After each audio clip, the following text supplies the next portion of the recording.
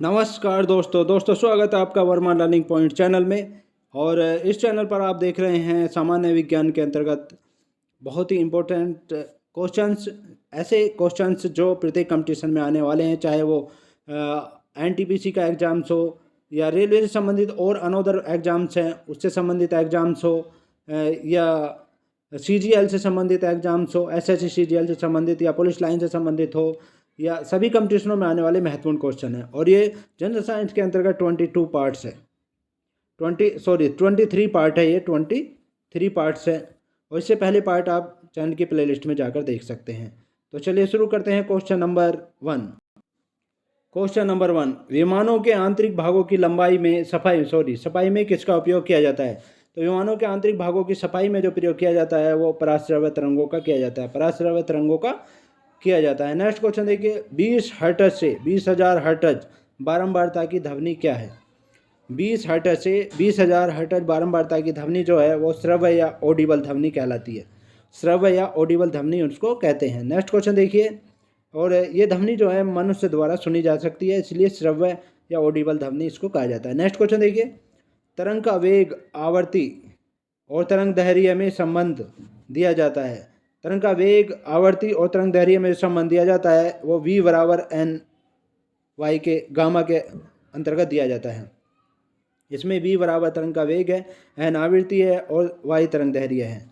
Next question देखिए, चंद्रमा पर धरातल से दूर विस्फोट सुनाई नहीं पड़ता है। चंद्रमा पर यदि कोई विस्फोट हो तो धरातल से दूर, यानी जहाँ पर खड़े हो तुम उससे थोड़ा सा दूरी पर भी नहीं सुना जा सकता है। क्यों? क्योंकि वहाँ पर वायुमंडल की अनुपस्थिति है, यानी वायुमंडल की अनुपस्थिति के कारण नहीं सुना जाता है। नेक्स्ट क्वेश्चन देखिए, चमगादड़ अंधेरे में उड़ सकती हैं क्योंकि? चमगादड़ अंधेरे में भी उड़ सकती हैं क्योंकि वे अति तीव्र ध्वनि पैदा करती हैं जो उसका नियंत्रण करती है। अति तीव्र ध्वनि पैदा करती हैं जो उसका नियंत्रण करती है। नेक्स्ट क्वेश्चन देखिए, वायु में ध्वनि की चाल 232 मीटर प्रति सेकंड होती है। वायु में जो ध्वनि की चाल होती है वो 232 मीटर प्रति सेकंड होती है। यदि दाब बढ़ाकर दुगना कर दिया जाए तो ध्वनि की चाल कितनी होगी? तो ध्वनि की चाल कितनी होगी? करेक्ट आंसर है 332 मीटर पर सेकंड होगी, उतनी ही रहेगी। ध्वनि की चाल उतनी रहेगी, यदि दाब बढ़ा दिया जाए तो ध्वनि की चाल उतनी ही रहती है। नेक्स्ट क्वेश्चन देखिए, किन द्रवों में ध्वनि सबसे तेज यात्रा करती है? किन द्रवों में ध्वनि सबसे तेज यात्रा करती है? स्टील या ठोस में ध्वनि जो है सबसे तेज यात्रा करती है। नेक्स्ट क्वेश्चन देखिए, वायु में ध्वनि का वेग है लगभग, वायु में ध्वनि का जो वेग है वो है कितना? 330 मीटर पर सेकंड। 330 मीटर पर सेकंड। नेक्स्ट क्वेश्चन देखिए, ध्वनि का वेग भिन्न भिन्न माध्यमों में जो होता है भिन्न भिन्न होता है और ठोस में सबसे अधिक होता है। नेक्स्ट क्वेश्चन देखिए, लगभग 20 डिग्री सेल्सियस के तापक्रम पर किस माध्यम में ध्वनि की गति अधिकतम रहेगी? यदि 20 डिग्री सेल्सियस का तापक्रम है तो किस माध्यम में ध्वनि की गति अधिकतम रहेगी? वो रहेगी लोहा में। नेक्स्ट क्वेश्चन देखिए, ठोस धातु में यानी। नेक्स्ट क्वेश्चन देखिए, आर्द्रता के बढ़ने पर वायु में ध्वनि का वेग, यदि आर्द्रता बढ़ जाती है तो उसमें वायु में ध्वनि का वेग जो है बढ़ता है, आर्द्रता बढ़ने के साथ बढ़ता है। नेक्स्ट क्वेश्चन देखिए, आयाम तथा आवृत्ति में परिवर्तन किया जाए तो वायु में ध्वनि का वेग जो है प्रभावित नहीं होता है। नेक्स्ट क्वेश्चन देखिए, वायु में जो है ध्वनि का वेग वो तापमान के घटने से घटता है। नेक्स्ट क्वेश्चन देखिए, पराध्वनिक विमान जो होते हैं वो उड़ते हैं ध्वनि की चाल से अधिक चाल से, ध्वनि की जो चाल होती है उससे भी अधिक चाल से उड़ते हैं, पराध्वनिक विमान चाल होते हैं वो। नेक्स्ट क्वेश्चन देखिए, वस्तु के वेग तथा उसी माध्यम में एवं उन्हीं परिस्थितियों में ध्वनि के वेग के अनुपात को क्या कहते हैं? वस्तु के वेग तथा उसी माध्यम में तथा उन्हीं परिस्थितियों में ध्वनि के वेग के अनुपात को जो कहते हैं वो मैक संख्या कहते हैं। नेक्स्ट क्वेश्चन देखिए, मैक अंकों का प्रयोग वेग के संबंध में किया जाता है। मैक अंकों का प्रयोग जो किया जाता है वेग के संबंध में वो वायुयानों के लिए किया जाता है, वायुयानों के संबंध में किया जाता है। नेक्स्ट क्वेश्चन देखिए, ध्वनि या ध्वनि प्रदूषण मापा जाता है। ध्वनि या ध्वनि प्रदूषण जो होता है वो डेसिबल में मापा जाता है। डेसिबल में मापा जाता है, यानी ध्वनि और ध्वनि प्रदूषण की जो इकाई है डेसिबल है। नेक्स्ट क्वेश्चन देखिए, साधारण बातचीत के ध्वनि की तीव्रता कितनी होती है? साधारण बातचीत में ध्वनि की तीव्रता कितनी होती है? वो 30 से 40 डेसिबल होती है, 30 से 40 डेसिबल के बीच होती है। नेक्स्ट क्वेश्चन देखिए, प्रकाश छोटे छोटे कणों से मिलकर बना है जिसे कहते हैं?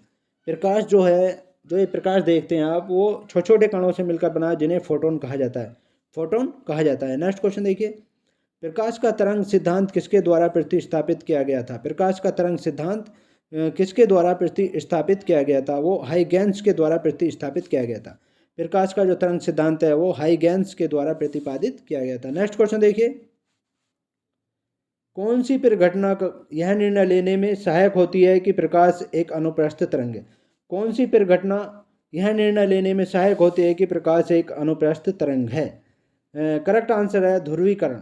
ध्रुवीकरण परिघटना ऐसी है जो निर्णय लेने में सहायक होती है कि प्रकाश एक अनुप्रस्थ तरंग है। नेक्स्ट क्वेश्चन देखिए, प्रकाश के विद्युत चुम्बकीय स्वरूप की खोज किसने की? प्रकाश के विद्युत चुम्बकीय स्वरूप की खोज किसने की? वो मैक्सवेल ने की थी। प्रकाश के विद्युत चुम्बकीय स्वरूप की खोज जो की थी मैक्सवेल ने की थी। नेक्स्ट क्वेश्चन देखिए, किसने सर्वप्रथम यह दिखलाया कि प्रकाश तरंगों का विवर्तन होता है? किसने सर्वप्रथम यह दिखलाया कि प्रकाश तरंगों का विवर्तन होता है? ग्रेमाल्डी ने दिखलाया। ग्रेमाल्डी ने सर्वप्रथम यह दिखलाया कि प्रकाश तरंगों का विवर्तन होता है। नेक्स्ट क्वेश्चन देखिए, प्रकाश विद्युत प्रभाव का प्रतिपादन किसने किया? प्रकाश विद्युत प्रभाव का प्रतिपादन किसने किया? वो आइंस्टीन ने किया था। प्रकाश विद्युत प्रभाव का प्रतिपादन जो किया था आइंस्टीन ने किया था। नेक्स्ट क्वेश्चन देखिए, कौन सी घटना प्रकाश और ध्वनि दोनों में घटित नहीं होती है? कौन सी घटना प्रकाश और ध्वनि दोनों में घटित नहीं होती है? वो है ध्रुवण। ध्रुवण ऐसी घटना है जो प्रकाश और ध्वनि दोनों में घटित नहीं होती है। नेक्स्ट क्वेश्चन देखिए, किसी अवरोध की कोर या किनारे से प्रकाश का मुड़ना कहलाता है? किसी अवरोध की कोर या किनारे से प्रकाश का मुड़ना क्या कहलाता है? विवर्तन कहलाता है। प्रकाश का मुड़ना विवर्तन कहलाता है। नेक्स्ट क्वेश्चन देखिए, कौन सा सिद्धांत प्रकाश के तरंग प्रकृति की पुष्टि करता है? कौन सा सिद्धांत ऐसा है जो प्रकाश के तरंग प्रकृति की पुष्टि करता है? वो है व्यक्तीकरण का सिद्धांत। व्यक्तीकरण का सिद्धांत ऐसा है जो प्रकाश के तरंग प्रकृति की पुष्टि करता है। नेक्स्ट क्वेश्चन देखिए, प्रकाश विकिरण की प्रकृति होती है। प्रकाश विकिरण की जो प्रकृति होती है तरंग एवं कण दोनों में समान होती है। तरंग एवं कण दोनों में समान होती है। नेक्स्ट क्वेश्चन देखिए, प्रकाश के चिकने पृष्ठ से टकराकर वापस लौटने की घटना को क्या कहते हैं? प्रकाश का जो चिकना पृष्ठ होता है उससे टकराकर वापस लौटने की घटना को कहा जाता है प्रकाश का परावर्तन कहा जाता है। प्रकाश का परावर्तन कहा जाता है। नेक्स्ट क्वेश्चन देखिए, प्रकाश में ध्रुवण की घटना से यह सिद्ध होता है कि प्रकाश तरंगे हैं। प्रकाश में ध्रुवण की घटना से यह सिद्ध होता है कि प्रकाश तरंगे हैं, अनुप्रस्थ तरंगे हैं। नेक्स्ट क्वेश्चन देखिए, सूर्य लगभग 4 × 10⁻26 जूल प्रति सेकंड की दर से ऊर्जा दे रहा है। सूर्य से इतनी ऊर्जा निकलने से उसका द्रव्यमान किस दर से कम हो रहा है? यदि सूर्य से प्रति सेकंड में इतनी ऊर्जा निकल रही है कि 4 × 10⁻6 जूल प्रति सेकंड निकल रही है, तो इतनी ऊर्जा निकलने से उसका द्रव्यमान किस दर से कम हो रहा है? दोस्तों, उसका द्रव्यमान जो कम हो रहा है 4 × 10⁹ है। यहाँ पर ये 4 × 10⁹ किलोग्राम सेकंड माइनस स्क्वायर है, माइनस है। तो ये थे महत्वपूर्ण क्वेश्चन। इसके नेक्स्ट पार्ट में आपसे फिर मुलाकात होगी। तब तक के लिए शुक्रिया। Thanks so much.